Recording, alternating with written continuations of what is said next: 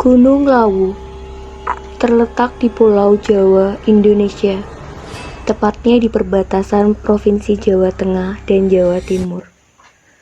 Gunung Lawu terletak di antara 3 kabupaten, yaitu Kabupaten Karanganyar, Jawa Tengah, Kabupaten Ngawi, dan Kabupaten Magelang, Jawa Timur.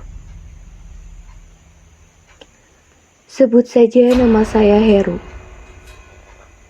Pada tahun 2011, saya mendaki Gunung Lawu. Waktu itu saya masih kuliah semester 3. Kami beranggotakan 8 orang, yaitu saya, Firman, Bani, Dedi, dan 4 lainnya teman Firman. Pada pukul 5 sore, kami tiba di wisata Cemoro Sewu yang kami jadikan spot untuk memulai pendakian. Kami memilih Cemoro Sewu karena trek yang lebih ringan dibandingkan Cemoro Kandang. Maklum kami masih sangat amatir waktu itu. Karena hari sudah mulai gelap, akhirnya kami menginap di Cemoro Sewu. Besok paginya pukul 8 pagi, kami bergegas untuk memulai pendakian. Waktu pendakian kami berjalan lancar. Maklum, pendakian siang hari lebih mudah. Kira-kira pukul 2 siang, kami berhasil sampai di puncak. Setelah muter-muter mencari spot untuk mendirikan tenda, akhirnya kami pun mendirikan sebuah tenda. Lelah mendaki gunung, paling mantap makan mie rebus terus nyeruput kopi. Beberapa teman kami setelah itu langsung asik berselfie ria di tugu puncak Gunung Lawu. Beberapa lagi ada yang sedang rebahan di dalam tenda. Di puncak lumayan ramai pendaki. Sekitar pukul 4 sore, tiba-tiba saja kabut tebal menyelimuti puncak Lawu dan petir pun ikut meramaikan suasana dingin sore itu. Kami berlarian ke arah tenda untuk bergegas bersiap turun, karena kabut sudah mulai turun diikuti petir. Setelah semua barang milik masing-masing anggota diamankan, akhirnya kami sepakat untuk turun dan seketika itu juga, hujan pun turun dengan sangat deras. Dalam keadaan hujan deras, kami berbagi posisi. Yang sudah pernah naik Gunung Lawu bertugas sebagai leader, yaitu Firman. Dan saya saat itu dapat bagian di tengah, karena pertama kali naik gunung. Dalam keadaan hujan deras, gelap, kedinginan, dan alat penerangan seadanya, kami bergegas turun karena takut nanti kemalaman. Disinilah semua keanehan mulai terjadi. Beberapa kali saya mendengar 2 orang teman Firman mengeluh dan mengeluarkan kata-kata kurang pantas. Dia selalu mengeluh kecapean karena tasnya terasa sangat berat dan tidak seperti biasanya. Hal aneh pertama kami adalah malam itu sangat sepi, padahal di atas lumayan ramai pendaki. Sementara di bukit sebelah, kami dapat melihat deretan lampu senter yang bak berbaris dan berliku-liku, dan terlihat jelas karena hujan sudah mulai reda. Tapi anehnya, tidak ada satupun yang berpapasan dengan kami saat itu. Dengan hati tenang, kami mencoba berdalih kalau pendaki lain mungkin belum sampai di sini, karena kami masih belum bertemu pos 5. Lama-kelamaan, kami merasa khawatir karena jalur yang kami lewati sepertinya bukan jalur Cemoro Sewu. Sering kali kami melewati rute yang tergenang lumpur, layaknya daerah yang belum terjamah. Saya kebetulan membawa senter dan beberapa kali saya senterkan ke arah kanan kiri. Rasanya kami masuk hutan. Saya segera berteriak beberapa kali, "Man, perhatikan jalur," dengan harapan Firman bisa menemukan jalur sebenarnya. karena Firman adalah leader kami. Beberapa kali Firman berteriak, "Bentar lagi pos 5! Bentar lagi pos 5!" Pengalaman horor pun dimulai. Saat saya merasa jarak saya agak jauh dari teman di depan, saya tiba-tiba saja disalib dari belakang oleh seorang pemuda. Saya sempat menyapa, "Mas, rombongan dari mana?" Tanpa jawaban dan menoleh, pemuda tadi terus saja berjalan tanpa menghiraukan saya. Pikir saya waktu itu, paling temennya ada di belakang atau mungkin dia tertinggal rombongannya. Setelah pemuda itu lewat, tiba-tiba saja tercium bau busuk yang sangat menyengat.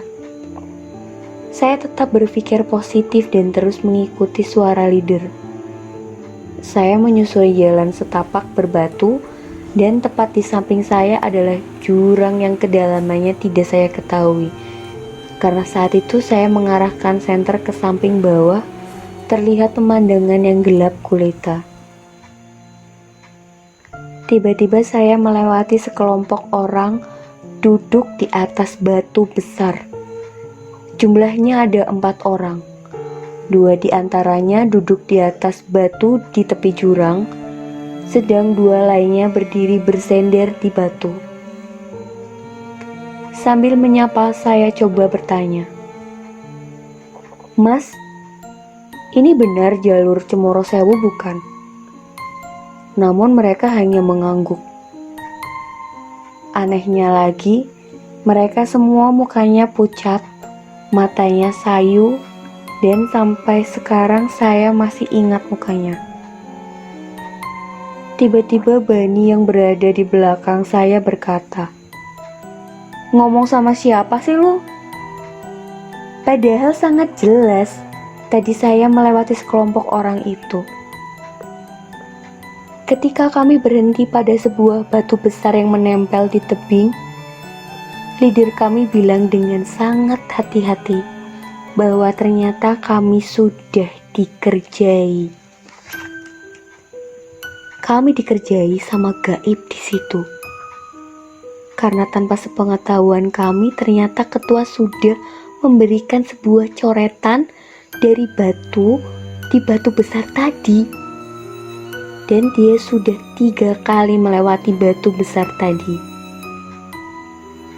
Akhirnya leader menyuruh kami berdoa. Selesai berdoa, kami meminta maaf.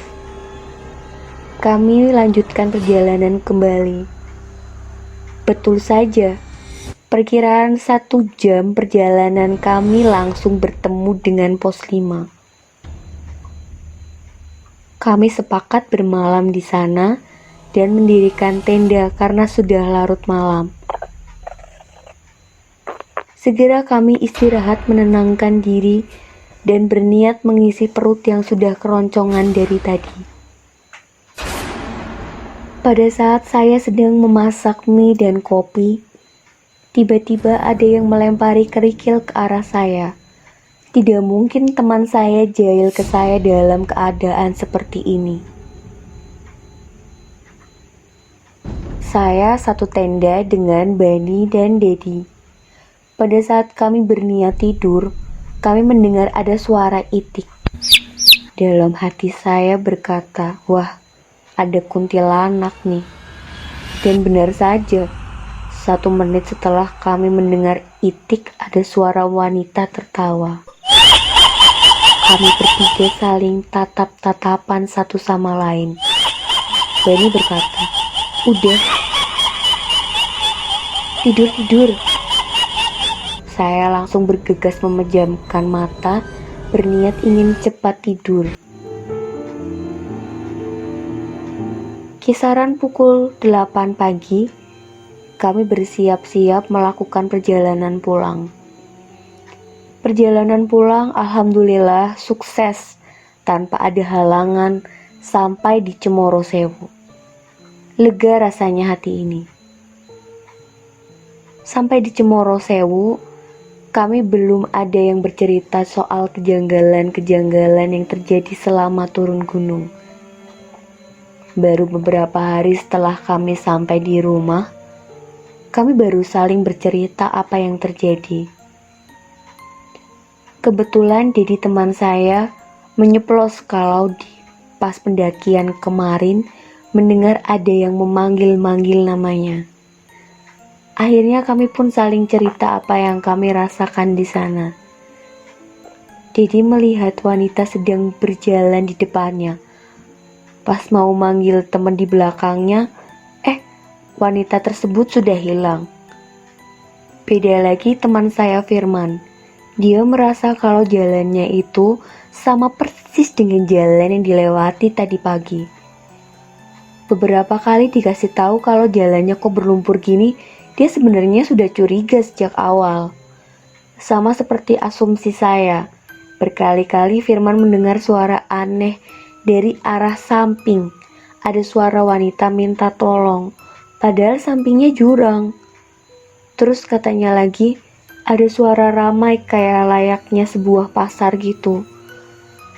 Kalau kata orang-orang, itu dinamakan pasar setan.